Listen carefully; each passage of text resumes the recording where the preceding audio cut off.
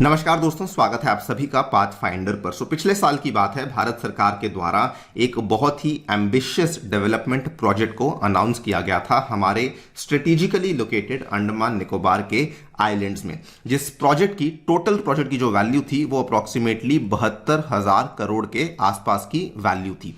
इसी प्रोजेक्ट के कई सारे अंश थे, जिसमें सबसे अहम और सबसे बड़ा जो अंश है वो है अंडमान निकोबार में आने वाला एक नया बंदरगाह, एक नया पोर्ट। और उसी पोर्ट को लेकर अब एक बहुत ही शानदार खबर सामने आई है।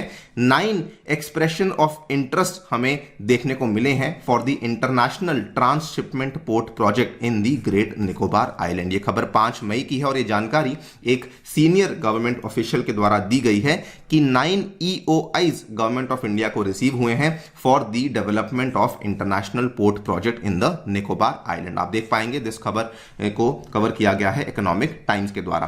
तो चर्चा करेंगे इस नई डेवलपमेंट के बारे में, लेकिन मोर इंपॉर्टेंटली बात करेंगे कि ग्रेट निकोबार में आने वाली जो पूरी की पूरी ये परियोजना है, ये बेसिकली क्या है, इसके क्या क्या अंग हैं और किस वजह से इसको बहुत ही ज्यादा इंपॉर्टेंट एंड सिग्निफिकेंट माना जाता है। आइए शुरू करते हैं दोस्तों मेरे साथ। मेरा नाम है अनिरुद्ध। यदि आप लोग इस लेक्चर की PDF को डाउनलोड करना चाहते हैं तो यहां पर दिए गए टेलीग्राम चैनल के माध्यम से ऐसा कर सकते हैं। ऑल्सो बताना चाहूंगा कि पाथ फाइंडर आपके लिए एक अनोखी पहल लाया है दोस्तों, जिसमें कि आपकी संपूर्ण UPSC CSE एग्जाम की तैयारी which includes prelims and mains and even eventually interview की गाइडेंस है, वो आपको अवेलेबल करवाई जा रही है मात्र 9,000 रुपए में, जिसमें कि आपको 900 से भी अधिक घंटे की लाइव क्लास अवेलेबल करवाई जाएगी। इसका जो बैच है वो ऑलरेडी अनाउंस हो चुका है। ये पूरी की पूरी पाथ फाइंडर की टीम है जो कि आकर के आपको इस बैच में पढ़ाने वाली है। एनरोल नहीं किया है तो नीचे दिए गए डिस्क्रिप्शन में इसका लिंक है, वहां पर जाकर के आप इसमें एनरोल कर सकते हैं। ऑल्सो समुद्र मंथन जो फ्री टेस्ट है वो भी दोस्तों पाथ फाइंडर के द्वारा ऑर्गेनाइज किया जा रहा है, जो कि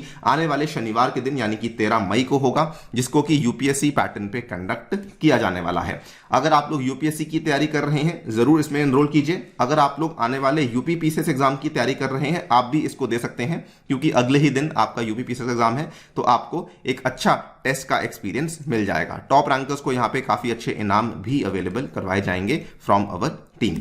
ऑल राइट, तो बेसिकली आज से 4 महीने पहले की बात है, जनवरी 28, 2023 की आप लोग यहां पे खबर देख पाएंगे।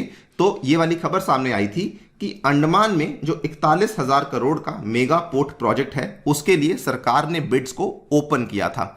और ये किसी को अनुमान नहीं था कि इस बिडिंग प्रोसेस को लेकर इतना ज्यादा एंथुजियाज्म हमें देखने को मिलेगा, लेकिन सबको इसने सरप्राइज किया है। और सरकार को 9 एक्सप्रेशंस ऑफ इंटरेस्ट मिले हैं from 9 different players for the ₹41,000 crore international transshipment port project at great Nicobar, जो कि हमारे बे ऑफ बंगाल में लोकेटेड है। यह जानकारी एक वरिष्ठ सरकारी अधिकारी के द्वारा दिया गया है। नाउ इसके पहले कि हम लोग इस प्रोजेक्ट के फायदों को समझे, हमें इस प्रोजेक्ट को जनरली समझना काफी इंपॉर्टेंट है। दोस्तों पिछले साल नवंबर 2022 की बात है जब इस प्रोजेक्ट को बेसिकली एनवायरमेंटल क्लियरेंस दिया गया था। ये जो प्रोजेक्ट को क्लियरेंस है ये हमारी ministry of environment and forest के द्वारा दिया गया था। और प्रोजेक्ट की जो वैल्यू है ये दोस्तों it is a staggeringly high number of 72,000 crore, जो कि हमारे strategically important Great Nicobar island के ऊपर हमें देखने को मिलने वाला है। बताया गया था कि प्रोजेक्ट क्योंकि बहुत ही बड़ा प्रोजेक्ट है तो इसको 3 चरणों में इंप्लीमेंट किया जाएगा, जो कि आने वाले 30 सालों के अंदर इसको बेसिकली इंप्लीमेंट किया जाएगा। इसकी लोकेशन को वैसे तो आप लोग जानते ही होंगे, लेकिन फिर भी आपको दिखा देता हूं। ये दोस्तों हमारे अंडमान एंड निकोबार आइलैंड्स हैं। जो अंडमान निकोबार आइलैंड्स को थोड़ा जूम इन किया हुआ है तो ये ऊपर वाले आइलैंड्स अंडमान आइलैंड्स हैं, नीचे वाले आइलैंड्स निकोबार आइलैंड्स हैं। दोनों आइलैंड्स को डिवाइड करने वाला जो लैटिट्यूड है उसको 10 डिग्री कहा जाता है। 10 डिग्री चैनल के नाम से भी फेमस है। अंडमान आइलैंड्स में आपको 4 अलग अलग बड़े आइलैंड्स देखने को मिलते हैं, और भी छोटे छोटे कई आइलैंड्स हैं, लेकिन प्रमुख तौर पे बड़े आइलैंड्स ये वाले हैं, जिसमें कि north Andaman, middle Andaman, lower Andaman and little Andaman है। और निकोबार आइलैंड्स में भी आपको 3 बड़े आइलैंड्स देखने को मिलते हैं apart from many other smaller islands, जिसमें कि कार निकोबार है, उसके बाद इसमें लिटिल निकोबार है और उसके बाद इसमें ग्रेट निकोबार है। तो जिसकी हम लोग यहाँ पे चर्चा कर रहे हैं वो दोस्तों ये वाला ग्रेट निकोबार का आइलैंड है, जहां पर जाकर के आपका ये पूरा का पूरा डेवलपमेंट होने वाला है।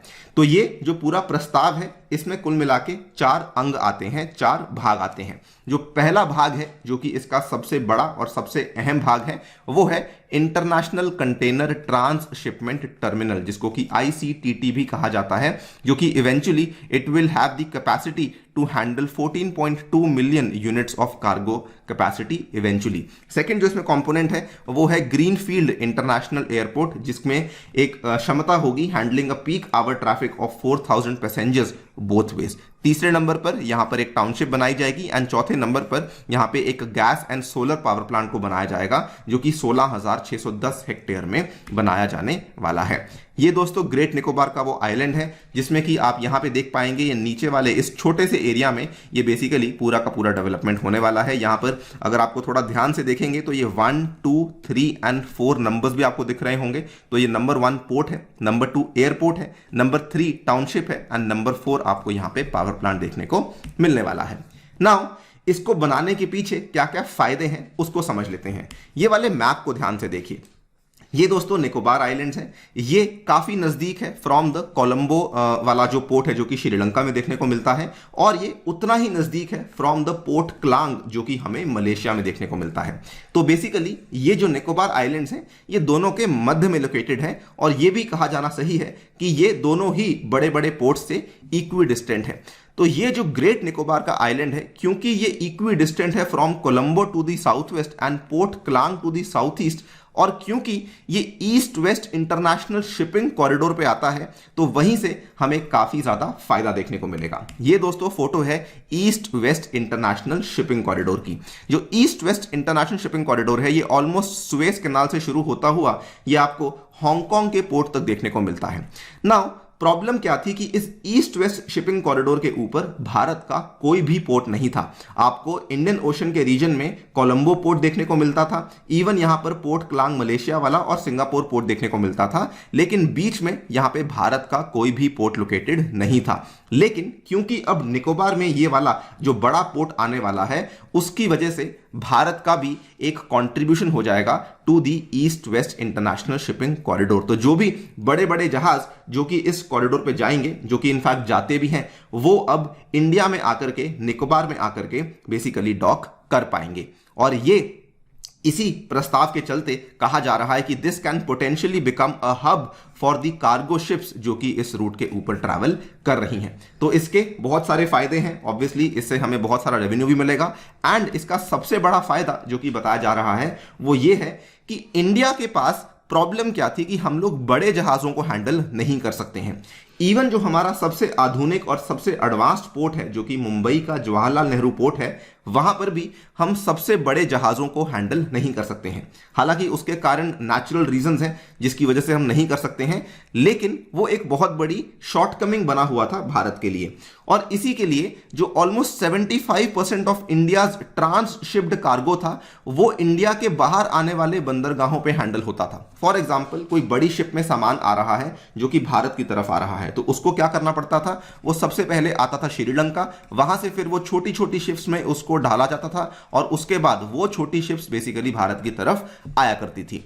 और ये इंडिया के लिए काम सिंगापुर, कोलंबो और क्लांग के द्वारा किया जा रहा था, जिसमें कि 45% जो पूरा का पूरा काम है वो कोलंबो पोर्ट के द्वारा ही किया जा रहा था। तो अब इंडिया ना केवल उन लार्ज शिप्स को हैंडल कर पाएगा because of the location of the Nicobar port, लेकिन साथ ही में इसमें हम लोग काफी पैसा भी बचा पाएंगे। Indian ports will now almost be able to save $200 to $220 million each year on transshipment cargo. तो ये भी बड़ा फायदा है जो कि हमें देखने को मिलने वाला है। ये देखिए 3-4 महीने पहले की खबर है कि world's biggest container ship skips India in blow to trade aims. ये काफी बड़ा प्रॉब्लम था जो कि इंडिया काफी लंबे टाइम से फेस कर रहा था।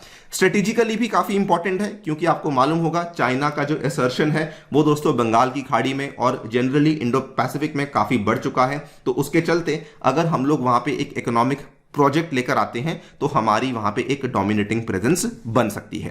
ये सब बातें एक तरफ, ये जो प्रोजेक्ट है इसमें कई सारे चैलेंजेस भी हैं दोस्तों, क्योंकि ये प्रोजेक्ट एक ऐसे इलाके में बनाया जा रहा है जो कि बायोडाइवर्सिटी हॉटस्पॉट है, तो उसके चलते approximately 130 square kilometre of forest have been sanctioned for diversion, जिसमें कि 9.64 लाख ट्रीज, ऑलमोस्ट 10 लाख के आसपास पेड़ हैं जिनको कि यहां पे गिराया जाएगा। और इसी के चलते ये काफी कंट्रोवर्सी में भी आ चुका है। कई सारे अलग अलग ग्रुप्स, वहां की लोकल कम्युनिटीज और इवन कई सारे एनवायरमेंटलिस्ट हैं जो कि इस प्रोजेक्ट के फेवर में नहीं है, जिसके चलते ये काफी ज्यादा कंट्रोवर्सीज में चल रहा है। इतना ही नहीं, बल्कि वही वाला जो इलाका जो मैंने आपको यहां पे दिखाया, अगर हम इसको फिर से एक बार देखें तो यही वाला जो इलाका है, इस इलाके के पास में आता है एक बहुत ही इंपॉर्टेंट वाइल्ड लाइफ सैंक्चुरी। इस वाइल्ड लाइफ सैंक्चुरी का नाम है the Galathea Bay wildlife sanctuary, जिसको कि डी नोटिफाई किया गया था सो दैट ये वाला जो आपका ट्रांसपोर्ट टर्मिनल है ये बनाया जा सके।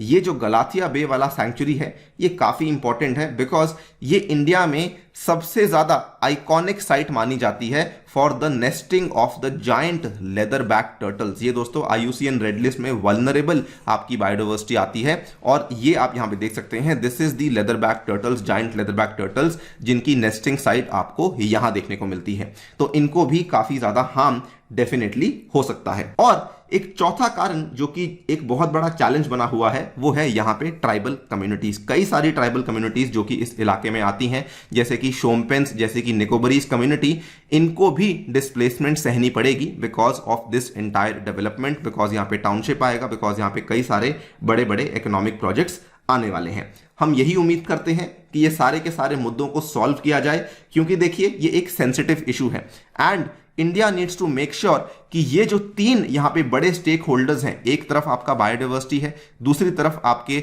लोकल कम्युनिटीज हैं जिसमें कि शेड्यूल्ड ट्राइब्स हैं, इनफैक्ट कुछ कुछ कम्युनिटीज इसमें से PVTGs कैटेगरी में आती हैं जो कि पर्टिकुलरली वल्नरेबल ट्राइबल ग्रुप्स हैं जिनकी आबादी भी काफी कम होती है, और तीसरी तरफ डेवलपमेंट का क्राइटेरिया है। तो हमें इस तरीके से आगे बढ़ना होगा कि तीनों ही चीजों का हमें अच्छा बैलेंस देखने को मिल रहा है। बाकी आपकी क्या राय है इस पूरे मुद्दे को लेकर, जरूर बताइए कमेंट सेक्शन में। जाने से पहले दोस्तों बताना चाहूंगा कि पाथफाइंडर आपके लिए लेकर आया है पर्सपेक्टिव सीरीज, जिसके माध्यम से आप अपनी UPSC डाउट्स को बड़े आसान तरीके से क्लियर कर सकते हैं। Thank you so much for listening, stay tuned and stay safe.